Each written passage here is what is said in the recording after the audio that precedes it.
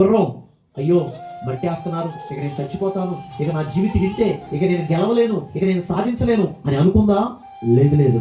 ఆ గుర్రం ఏమనుకుంది అంటే, నా పేరులోనే గెలుపుంది, నేను ఈ పోరాటాన్ని కూడా పోరాడతా అని అనుకొని ఈ గుర్రం, గోతిలో ఉన్న గుర్రం ఏం చేసింది అని అంటే, పైనుంచి మట్టేసేస్తున్నారు, పైనుంచి సమాధి చేయాలనుకుంటున్నారు. ఇప్పుడు ఈ గుర్రం ఏం చేసింది అంటే, పైనుంచి మట్టి పడంగానే ఆ మట్టిని తీసి కాలు కింద పెట్టుకుంటుంది.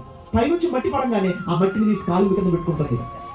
ఏదైతే మట్టి ద్వారా వాళ్ళు పోడ్చాలని అనుకున్నారో ఆ మట్టి సహాయం ద్వారానే ఆ గుర్రం పైకి రావడం జరిగింది.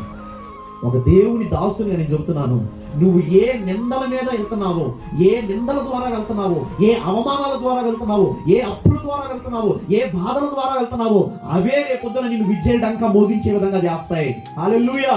గమనించిన ప్రియుల, గుర్రం మట్టి ఆధారాన్ని చేసుకుని ఆ మట్టి మీద నిలబడి పైకి వచ్చేసింది.